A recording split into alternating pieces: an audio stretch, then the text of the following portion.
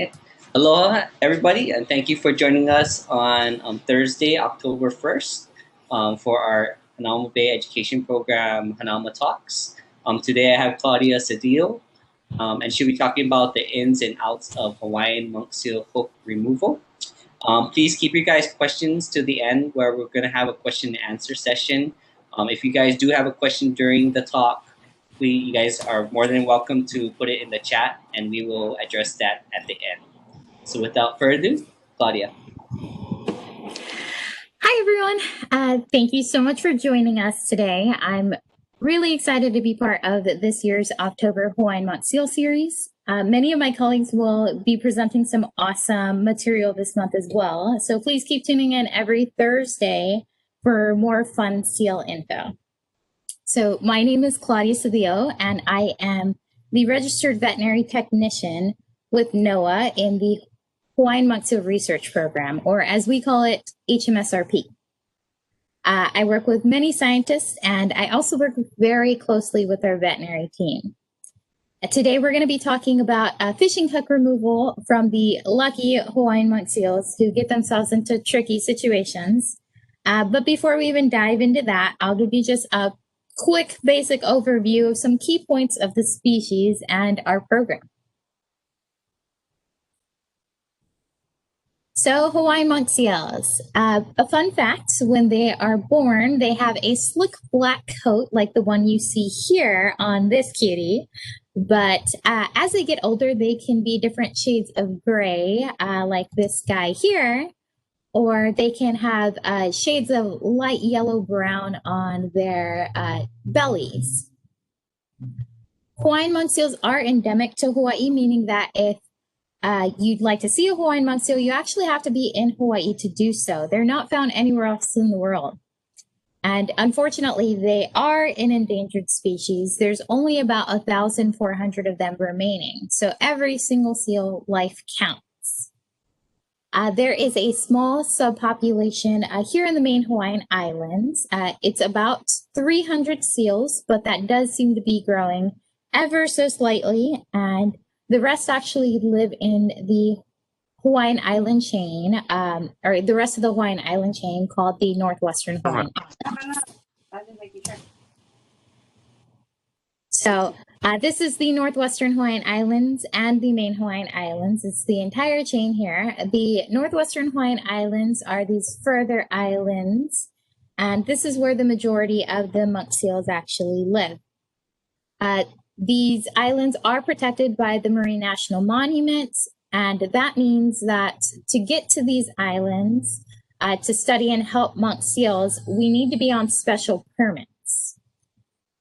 We are lucky enough to be able to do that, but studying this part of the population can be a little complex as it is a very remote area. These islands are completely uninhabited. So in order to do our research in the Northwestern Hawaiian Islands, with the exception of Midway, which requires some special flights, we actually have to go by ship. So that can require an enormous amount of coordination and planning, and it all has to be kind of situated beforehand, and unfortunately can be pushed back or pushed forward or even canceled completely, like unfortunately happened this year. So a little about the Hawaiian Monk Seal Research Program. We are tasked with Hawaiian Monk Seal research, recovery, and conservation. So one of the ways that we tackle that goal is through our yearly field research in the Northwestern Hawaiian Islands. So every year we send out small teams of field researchers who spend the summer surveying, tagging, disentangling, and even vaccinating the seal populations on their atolls. Here in the main Hawaiian Islands, we're able to do all of that and more thanks to easier access to resources, facilities, and veterinary care. So our research base is on Fort Island here on Oahu, and this is where we have our veterinary clinics, our labs, animal holding areas, access to a various amount of response gear for any situations that may arise. So this is purely because we have access to all of these resources, especially here on Oahu, and we do some of this work on other main Hawaiian Islands, but here on Oahu, we have kind of our main stock of resources.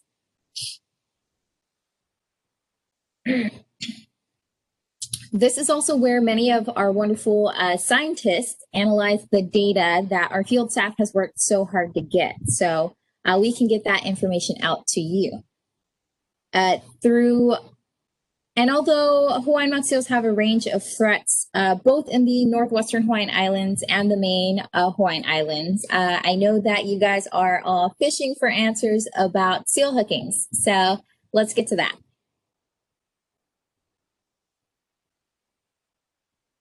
Fishing hooks are a known and consistent threat to Hawaiian Monk Seals here in the main Hawaiian Islands. Over the last 18 years, there has been over 175 hooking events, and those are really just the ones that we were fortunate enough to find and document. Can you imagine all of the hooking events that may have happened before our program or partners were actively watching? When a seal is suspected to be hooked, it's usually reported by the public or our partners who are out on the beaches doing routine documentation and surveys. But it's really important for us to evaluate the severity of where the hook is on a seal before we decide how we're going to respond. So let's look into some of the different types of hookings we see and what we look at when we make those decisions. I've also included the NOAA Marine Mammal Stranding and Entanglement Hotline here. We'll talk a little bit more about the things you can do to help at the end of the presentation, but this is one of the many ways to help us respond to seals in need. So there are so many ways Hawaiian Monk Seals can manage to get hooked and have managed to get hooked. If you can imagine it, they can do it. It just seems to be the way that they are curious, and there we have seen plenty of odd and different hookings. So we get the call that there's a hooked seal. Now what? First and foremost, we send our partners or staff out to take some great pictures for us to see the bigger situation, kind of like these. What are we looking for? Are we looking just for a hook and where it is, or are we looking for that bigger picture? For us, we actually look at hook size, hook type, any kind of accessories that may be on the hook, thickness of the line that is attached and length of the line attached, as well as the location of the hook on the seal. So that seems like a lot. It's a lot to kind of encompass while you're just looking at a single picture like this. And a lot of times we actually need to see different kinds of angles to really be able to get a complete picture and be able to make a decision as to how we should respond. So there's definitely a reason for so many different aspects, and I will totally explain why. So let's look at picture number one. Picture number one is a small hook in the chest of a seal with a little bit of lead, and you can see a relatively thin fishing line trailing next to the seal. So the first question on this picture would actually be, how long is the fishing line that's attached? Although hooks do have the sharp points that actually hook and hang on to the seal, the length of the trailing line is actually one of the most important elements in hooking events. And why is that?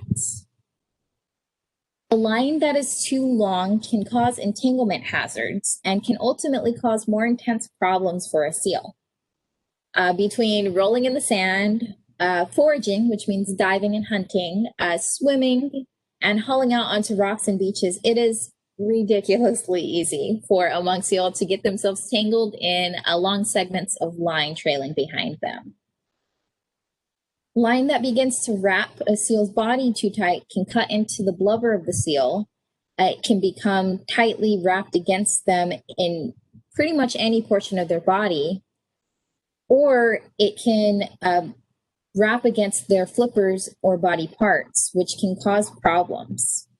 It can cause problems as they grow, because as the more that they expand and gain weight, the more the line digs into them and the less of a chance of them disentangling themselves. Even worse, if a line is extremely long, and usually if it's a thicker type of line, while a seal is diving and foraging, it can actually get caught or tangled in the coral reefs. In extreme circumstances, this can actually cause them to not be able to surface for the much needed air that they require to breathe, potentially causing accidental drownings. So that's a little bit more of an extreme circumstance, but we absolutely have had seal deaths that haven't been able to be pinpointed down to anything, but happen once a seal beaches.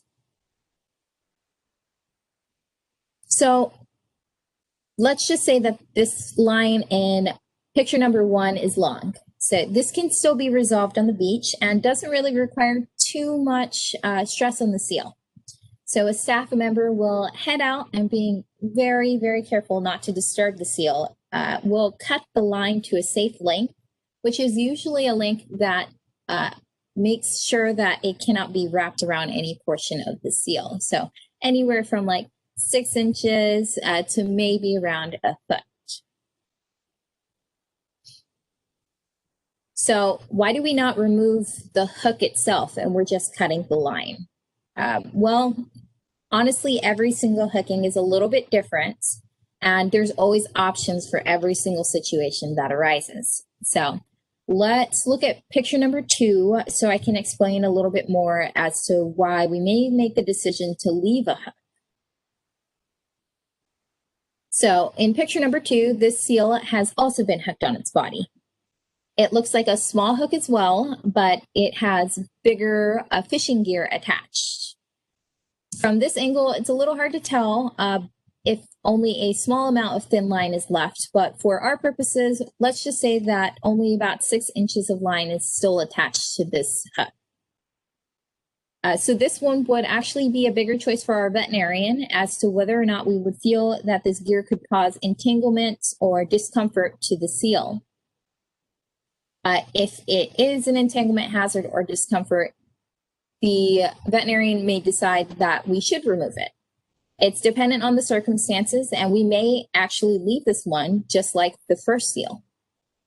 The reason for this is seals are likely to shake the hook off on their own through their normal kind of day-to-day movements.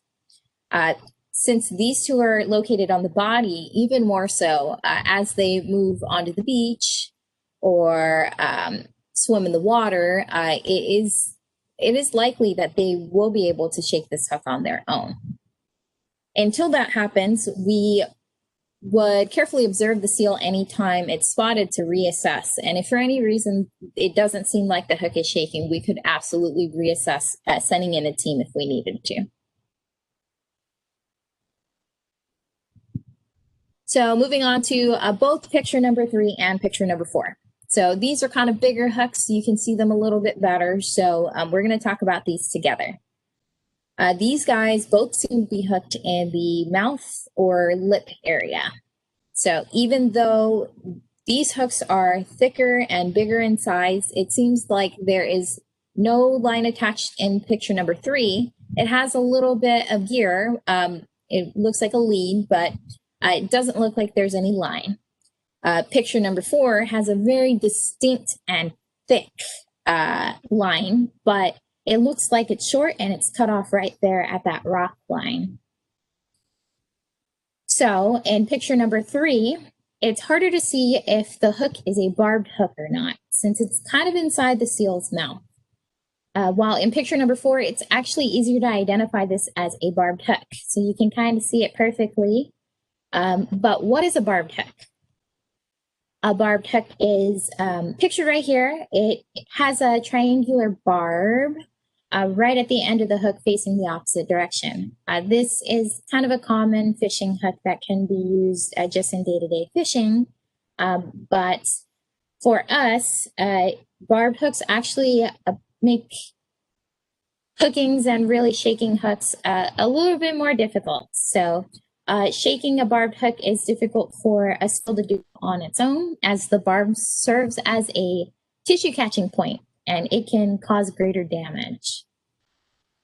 So in either of these cases, the veterinarian could decide to try to let the seal shake the hook on its own, or she could decide that we need to manually remove them on the beach as soon as we're able. If we decide to wait and see if the seal shakes the hook, it's the same thing. We would continue to monitor the seal at every sighting that we get of the seal on the beach or on the rocks. But we could always reassess if we needed to. If the seal remains hooked without shaking the hook over a little bit of time, it's likely our veterinarian will decide that we should remove the hook. And if we do that, we will send a team of HMSRP responders to quickly capture and remove the hook instead. So overall, every hook or potentially hooked seal goes under the careful review of our veterinarian and vet team. No case is the same as the last, even if some of these hookings look relatively similar. Every hooking has different circumstances, and we respond in different ways because of that. And whether it's the seal and the hook itself, it could be the environment, it could be a staff availability and the severity of the response need. So if you happen to see a hooked seal, reporting to the hotline is such a useful tool for us and our team. Whether or not you have details like hook size and type, thickness or length of line, a location of the hook, your report actually gives us the ability to be on the lookout for a seal in need.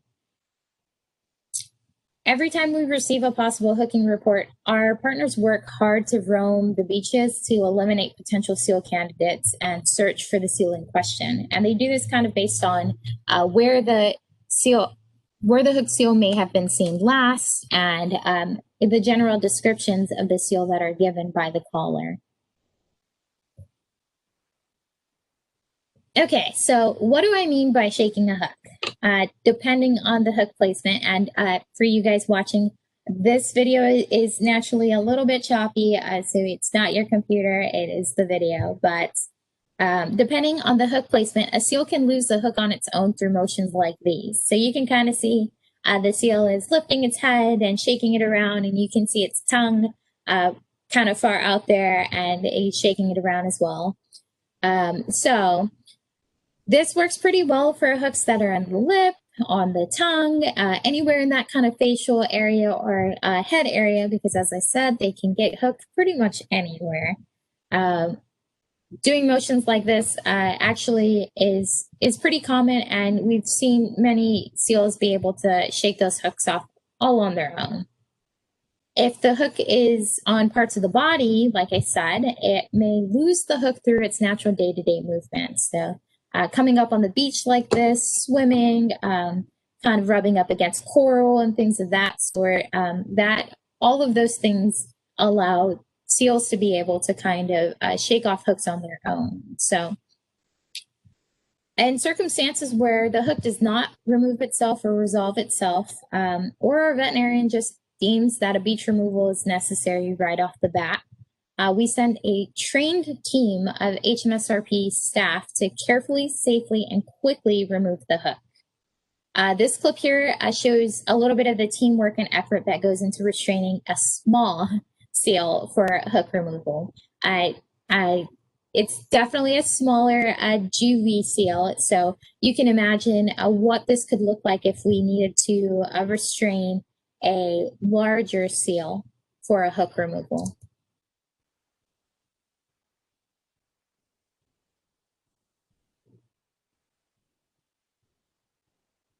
So you can see about how many people we have out there and about how many people we have restraining. And this is actually one of our veterinarians, Dr. Greg Levine, and he is assessing and looking at how we can remove this hook. So you can kind of see the seal wiggling around. This is a pretty calm seal, to be honest. And there's a lot of teamwork and effort that goes into just the restraining portion. And this is even before any hook removal actually happens. So our team definitely does not take restraining for any kind of intervention lightly. We're always looking for the least stressful ways to get the job done safely, both for ourselves and for the seals.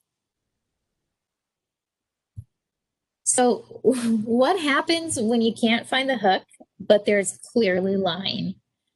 These are our more complicated cases. I know that I just showed you a whole slide of these nice, pretty pictures of hooks. It is not always easy to get pictures of hook placements on seals on the beach or in the water, especially in the water, actually. Often they lay on any line, any trailing line. Sometimes the line is too thin to see, especially from the appropriate distance. Sometimes they roll in funny ways and they are laying on the side where the hook is suspected to be. And even better, sometimes they dig their faces directly into the sand so you can't see anything. So in these cases where we can't get visualization of a hook, we may send a team member or try to get a better look. Sometimes the hook is on the inside of the mouth, which you can kind of see here in this picture on the left. You can see that there is a hook right here on the side of the mouth and mostly on the inside. Other not so lucky times, we will see a monk seal kind of vocalize like this, and we can see the line go directly down the seal's throat, hinting that it's been swallowed whole. Even worse, and sometimes we can't get a good look at all, and we have to make a decision as to whether we should capture and evaluate the seal through veterinary assessment and x-rays if needed. So this can happen either on the beach or we can basically grab a seal and throw it into a crate, kind of like the one that is in this admit picture, and bring it back to our facility to assess it. What we end up finding really determines our next course of action. And many of these times we are with our fingers crossed that we're not going to find anything, and it's a false alarm. So you can kind of see here in this picture on the top left, this is our NOAA veterinarian, Dr. Michelle Barbieri, and she's doing a veterinary assessment. It's hard to encompass a full veterinary assessment of a seal, but when a seal is brought into the facility, we want to make sure that we're keeping an eye on all of their vitals, like their heart rate, making sure that they're not too stressed, making sure that their breathing rate or respiratory rate is within normal values, and sometimes even taking blood and seeing if they're having any kind of basically any type of changes that would indicate that they may have an infection or their body is responding to something like a foreign body. So we don't always take blood right off of the get-go, but sometimes if we are going to keep the seal in the facility for longer term, or if it's been deemed a surgery, we want to go ahead and take blood to be sure that we're keeping track of the values and making sure that the seal is staying nice and steady and healthy. So on the top right here is our admit. So you can see us lifting of seal in our crates, and we're actually getting it into our facility. And we make sure to do this if a seal is staying with us overnight or if it's staying with us over a longer period of time, because this allows us to be able to carefully observe, to be able to watch it on cameras if we really need to handle it. And we also are able to very quickly give it access to a pool if needed. And we are able to give it kind of like a kiddie pool if we're trying to just keep them nice and dry for surgery. And here at the bottom is actually me and a colleague, and we are radiographing or x-raying the seal. So when we x-ray a seal, we start at the tip of the nose and we work our way all the way back.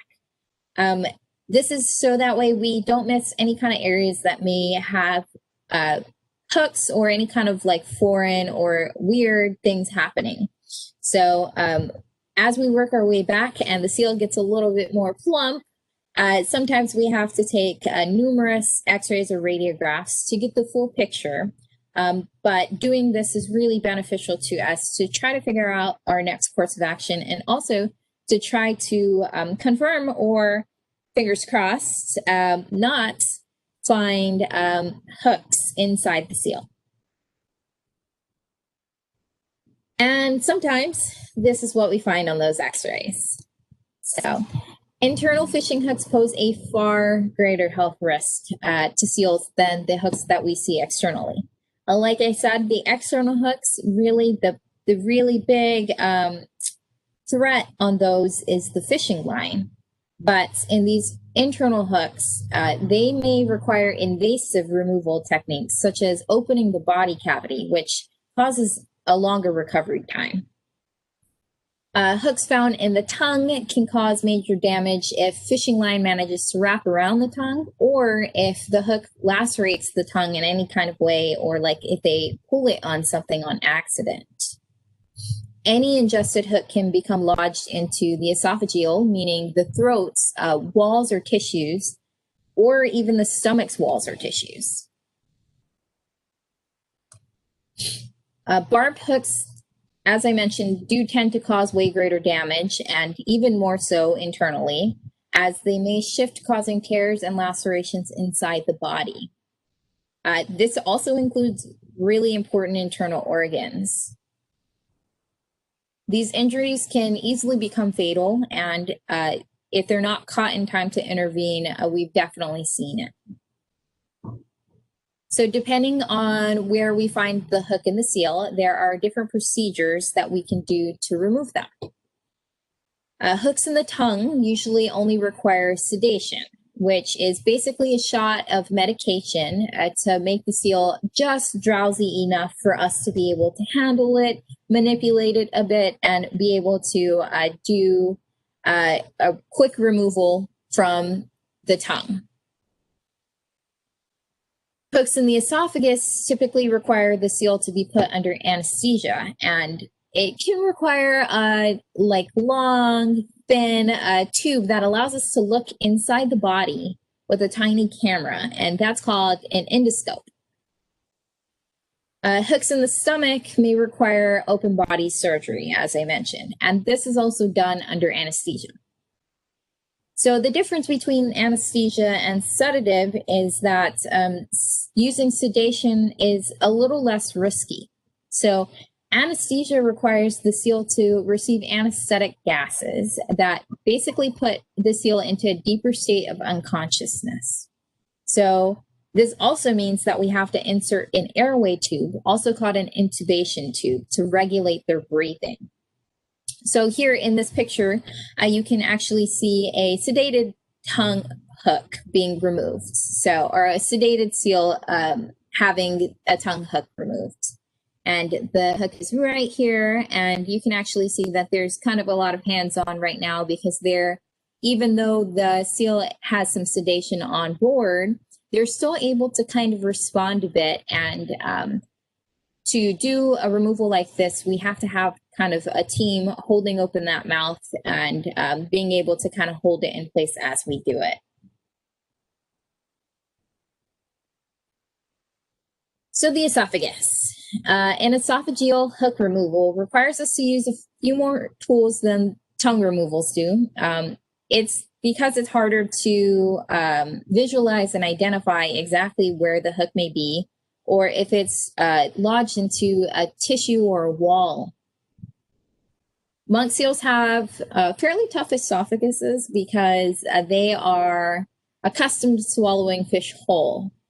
But that does not stop hooks from finding their way through the tissue walls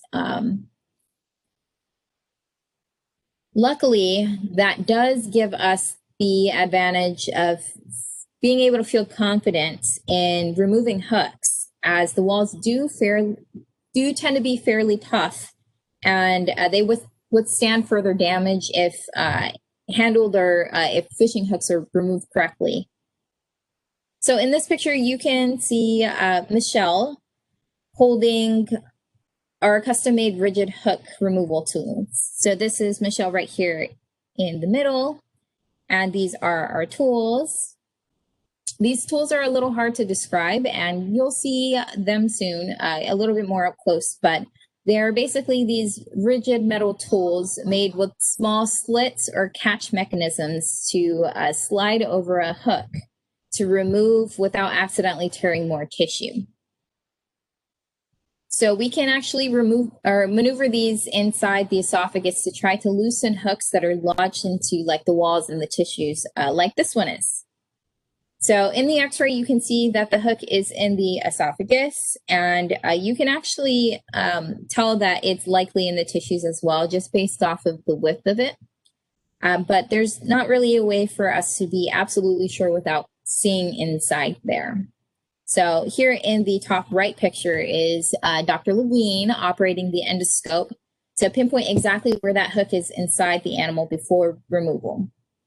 So you can see that he's kind of maneuvering this little gadget here, and this is actually connected to that camera, and he's able to advance it or pull it back to be able to see inside the animal.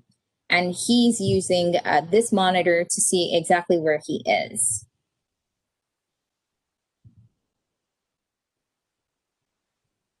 So this lower picture here actually shows a snapshot of the endoscope screen. It's a little bit more zoomed in so you can see a little better. I know it's a little bit blurry, but you can see the slight glimmer of the hook lodged in the throat wall right here. This is always pretty cool for me, and also relatively grody, because you're definitely seeing inside the animal, and you can see a lot of the fluids and the tissue walls, and really what makes up the seal's esophagus and its digestive, or the beginning of its digestive line. So totally cool to see inside the seal, and it also gives us a giant upper hand in being able to figure out what the situation is and if there's a way that we can handle it. So as I mentioned, hook removal from the esophagus does require anesthesia, which can be a bit of a risky procedure no matter what the procedure is. Hawaiian Monk Seals, like many other seals, can go into what is called the dive effect under anesthesia. So the dive effect is when a seal begins to mimic or exhibit the effects of diving by slowing their heart rates and breathing rates. When a seal dives normally in the ocean, they tend to slow these rates down to preserve energy, but under anesthesia, this can actually lower to unsafe and even deadly values if not monitored and responded to very quickly. And when I say responded to, there is actually no specific way to respond to a seal going into a dive effect besides immediately trying to reverse them or giving them a large bout of stimulation to try and regain a little bit of consciousness. So this is definitely a big risky factor in any kind of surgery. So luckily, esophagus hook removal does tend to be slightly faster than a stomach hook removal. All right, so a stomach hook removal can be a long procedure, making it pretty risky and a little bit more risky than the esophageal one. The long seal is under more time that there is for the that dive reflex, and like I said, that can be fatal. So it can be not only that, but it can be quite difficult to see the seal's airway to place the intubation tube to regulate its breathing through the procedure.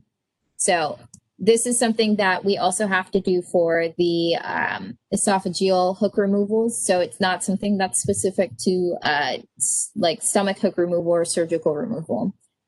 Any kind of anesthesia requires this. So oftentimes placing that tube actually needs to be done by feel. So you can see in this third picture here that Michelle is kind of sticking her arm in there in the seal's mouth, and she is feeling around to find the start of that airway tube. So that way she can feed that tube into that airway tube so we can be able to regulate the breathing once the anesthesia is on board. So once a seal is intubated, it's hooked up to the anesthesia machine. In this next picture, you're going to be able to see us prepping the seal for a surgeon to enter the body cavity for hook removal. So in this box, this blue box here, this entire area actually needs to be shaved, which monk seal fur is very, very thick, and shaving monk seal fur, it takes many, many blades, especially for a large portion of the seal like this. And not only that, but this entire portion needs to be thoroughly cleaned to provide the best chance of avoiding infection. Although the seal is also likely to be given antibiotics following the surgery as well. We just want to make sure that we don't accidentally introduce anything inside the seal since we're going to be entering the body cavity. So it's hard to tell in this picture, but the seal is laying on its back with its belly up. So this can actually make it pretty difficult to maintain access to the vein located on the back of the seal. So this is shown in this blue circle up top. Michelle is getting us some blood samples and getting us set up to have access to that before the surgery. So if the seal is belly up and the access to this IV line is facing down, it can be pretty difficult to make sure that we maintain access to it. The vein provides us with IV access, so direct access for medications, fluids, blood sampling, and it's even more important during surgery as it provides quick access to give emergency medications if we need to. And that kind of goes back to that dive reflex. If we have to reverse the seal's sedation or anesthesia, we're able to do so through that vein. So if the seal is on its back like this with its tummy up, oftentimes we have to position the seal in a way that a team member is able to crawl under the seal. It's usually between like 2 tables to gain access to this vein. It can be quite a funny sight to see during surgery, but it's something that is difficult but is absolutely necessary for us to maintain. Surgical removal is a giant effort for everyone involved, and it is extremely invasive and stressful to the seal. And it requires a surgeon. So once the surgeon opens a seal's body cavity, the recovery can take 2 or more weeks, which is a relatively long time for the seal to be out of its normal environment. We prefer to allow seals to recover in the wild because it can be less stressful and cause less harm to incision sites. We always strive to release seals once they're eating on their own consistently and they're not exhibiting any signs of discomfort. Surgery is really always a last resort in our minds, but internal hooks and gear sometimes it leaves us with no better options. We're always trying to find new ways to reduce the stress, recovery time, and invasiveness of internal removals like these. But the question really becomes how? How do we remove fishing hooks and gear from the inside of a seal without cutting into the seal or having to basically go into or make a big incision that can cause large recovery times? Well, last year we had an amazing few monk seal hooking cases where we were actually able to remove fishing gear from the stomachs of seals without opening the body cavity. So on this slide, you can see 2 radiographs. The one on the left is a large circle hook that appears to be in the stomach of this seal. On the right is a small to medium-sized J hook in what also appears to be the seal's stomach. So these are 2 different seals. Really fun fact, this seal here actually is the same exact seal that this radiograph came from. So you can actually see that there is a thick line coming out of the side of the seal's mouth, and that is that same line in this radiograph here.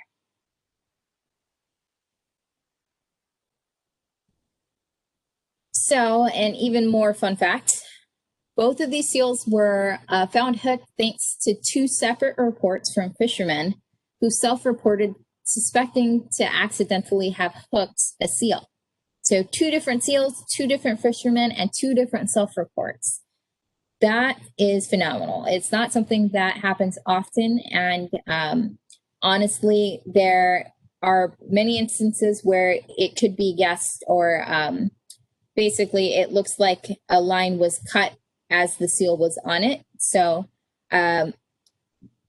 both of these were self-reported, and that is amazing.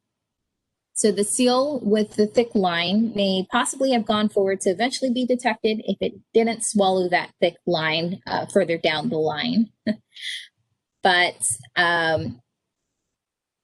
the J-hook seal actually showed no external signs of a hook and would likely have not been detected until it was impacting the seal's ability to eat or to gain weight.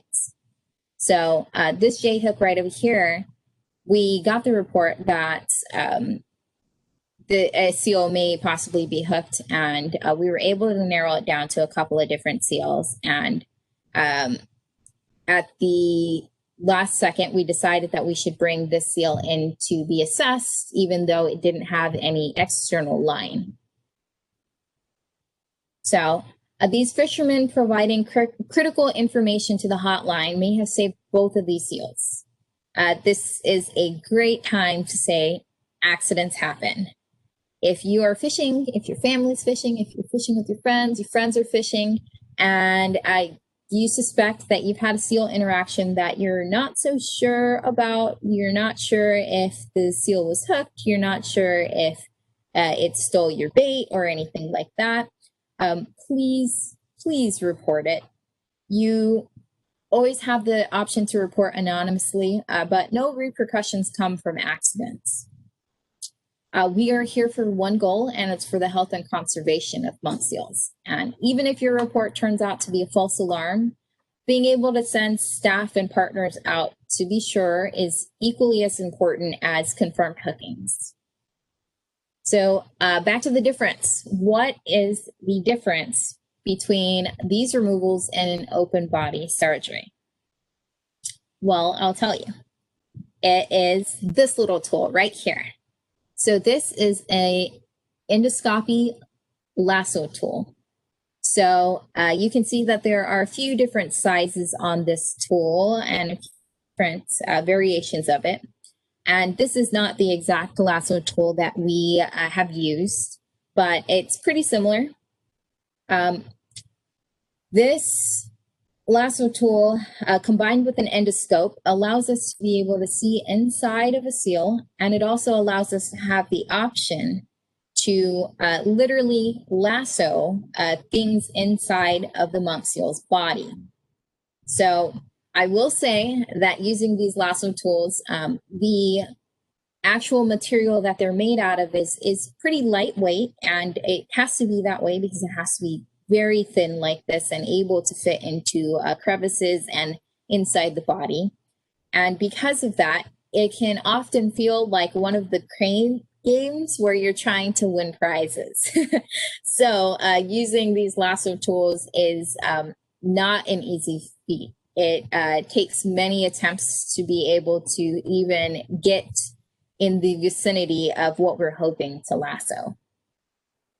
So even though it can be difficult to use, it's a game changer. This gives us the ability to look inside the seal, and it also gives us the ability to maybe possibly be able to remove hooks as well.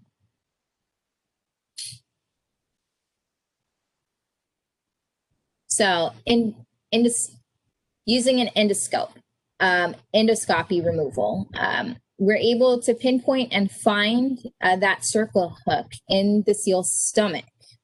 So this circle hook was actually hidden in a pile of squid beaks. And it took a very long time for us to be able to identify where it was, because we saw it on the x-rays and the radiographs, but when we took the endoscope in there, we didn't see anything.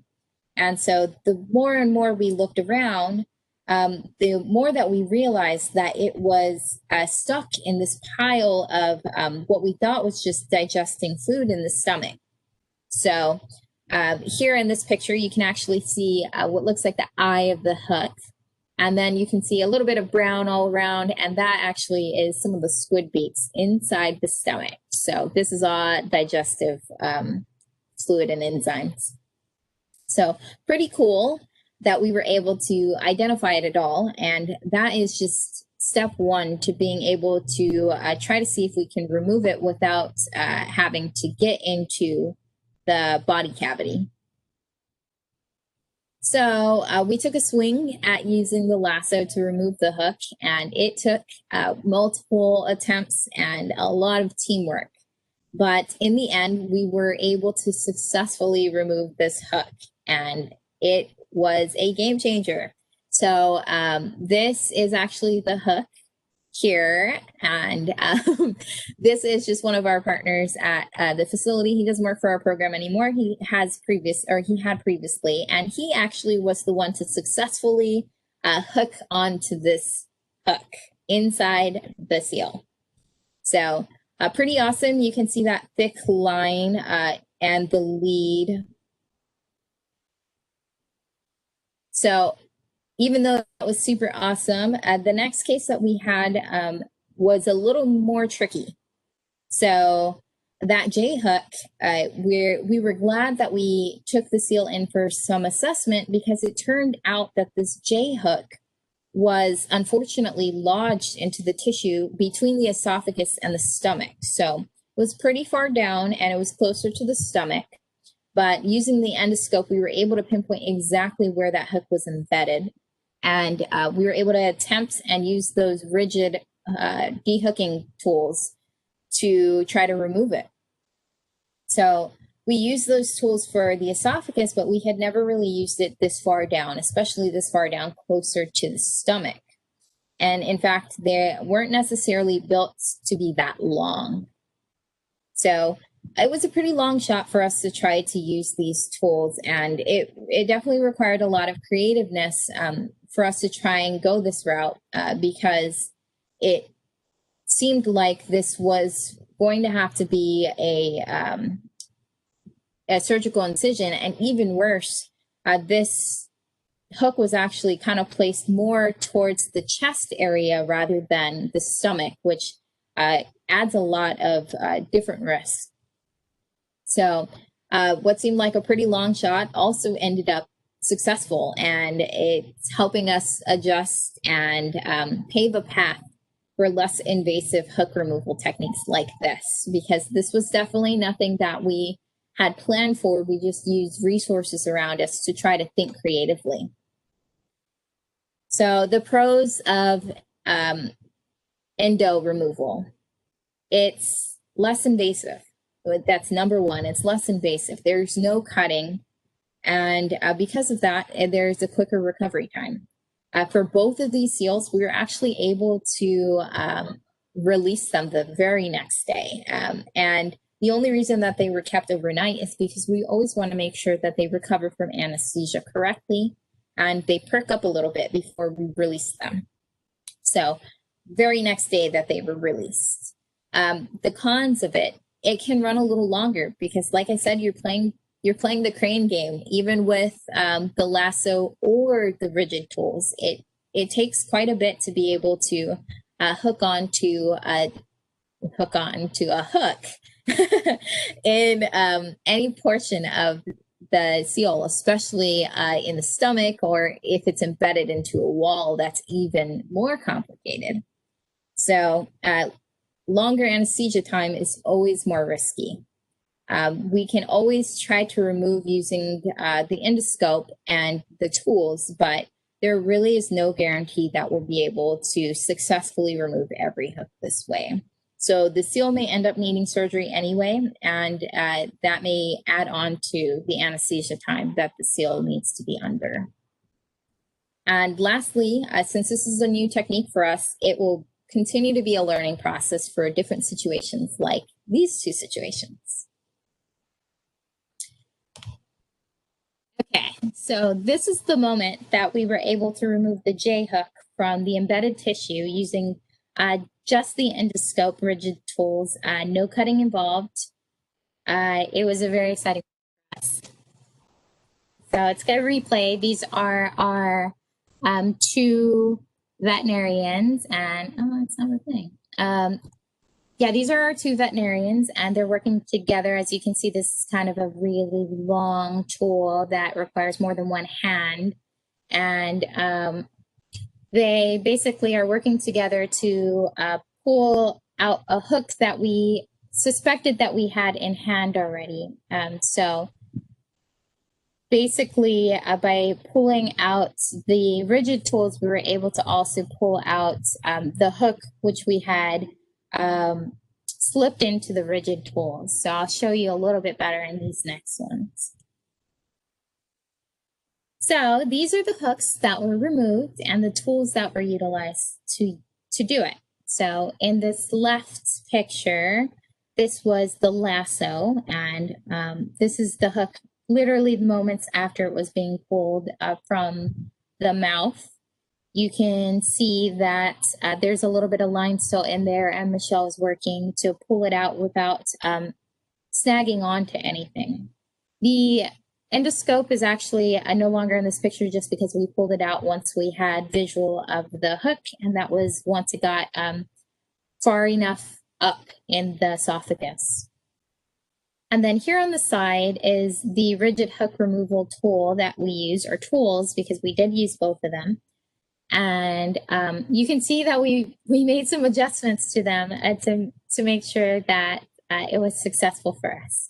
So we added this plastic tubing over the rigid tools to make sure that the inside of the seal wasn't traumatized by the metal, or we weren't scraping up against anything. But it also served a very important purpose, and I'll show you that in just a second. So this is the hook, line, and sinker that was pulled out with the lasso. And this is the hook. It's still in the hook removal tool. So you can kind of see this gap right here.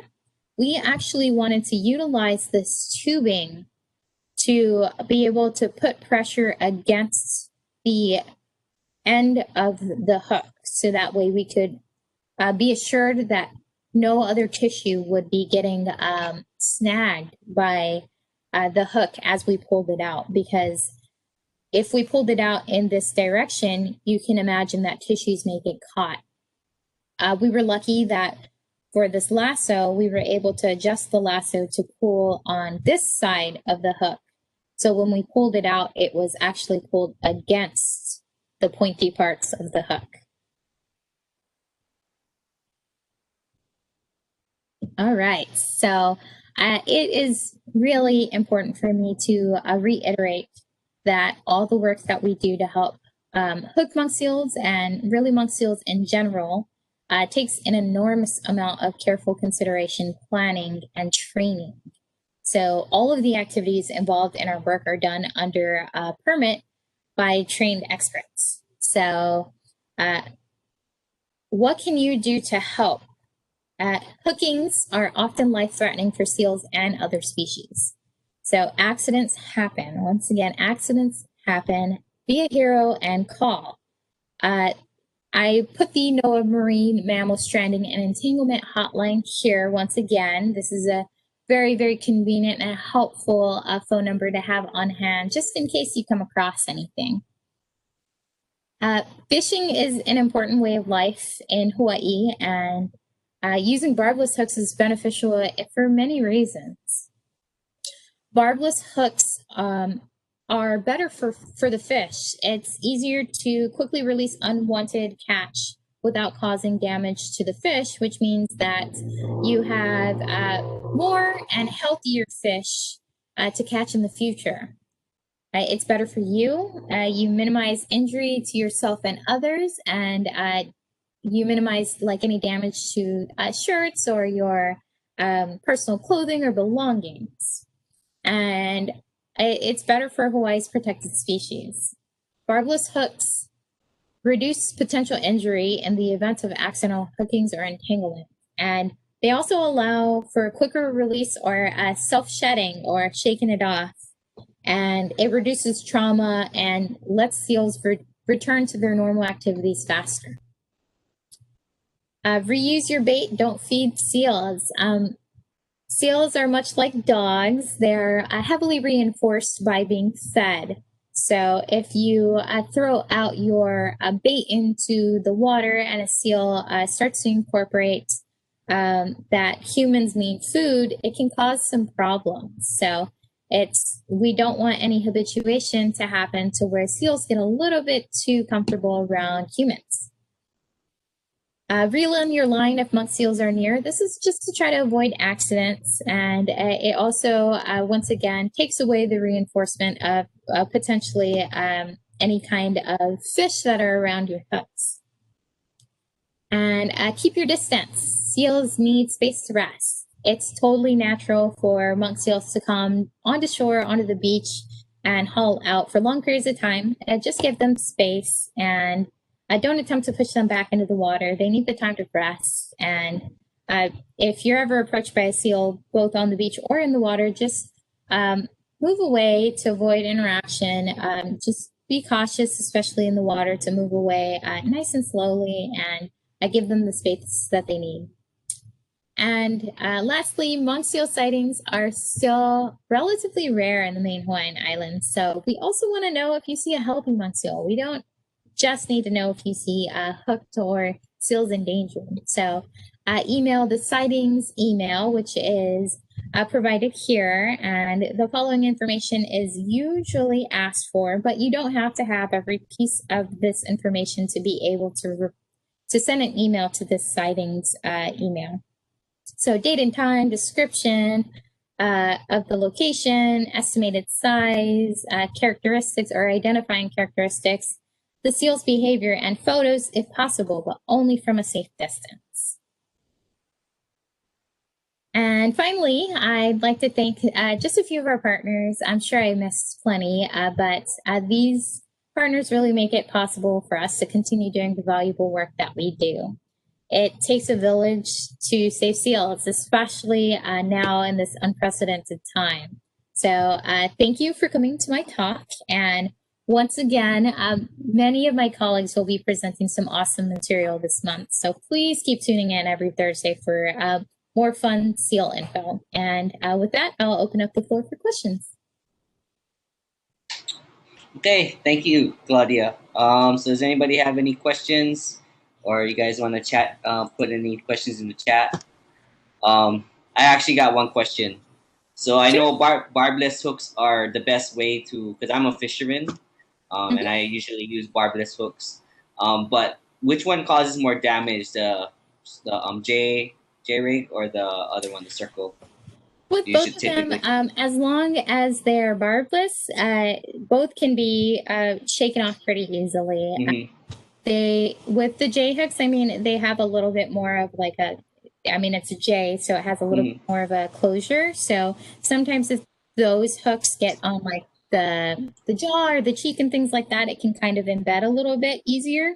But I wouldn't say that one or the other is more beneficial in terms of hooking, because I think both of them can pretty easily be shaken off if they're not barbed. Okay, cool. Yeah. Anybody else got any questions? Thank you for using barbless hooks. You guys have a question? You guys have a question? You guys can turn your microphone on. Do they bite? Another question: do they bite? Oh, well, that's a good question. So Monk seals are not typically very aggressive, but they are endangered. So you have to keep a safe distance from them. So you don't even want to give them the opportunity to be able to try to bite. So they can, but if you're following all the guidelines, you shouldn't be in a situation to be able to have that happen. Thank you.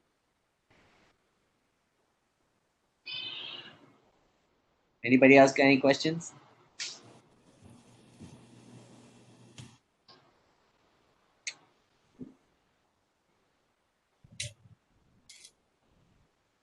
If nobody has any questions, if you guys need to contact Claudia, she had all the contact info. Once again, I want to thank you, Claudia, for taking your time out and sharing us really an interesting talk. And I hope you guys all can tune in for the rest of this month. We'll be talking about different aspects of the Hawaiian Monk Seal. So with that, hope you guys have a great night. Thank you, Claudia. And Thank you. everybody, hope you guys can make it all to next week's talk. Thanks. Aloha.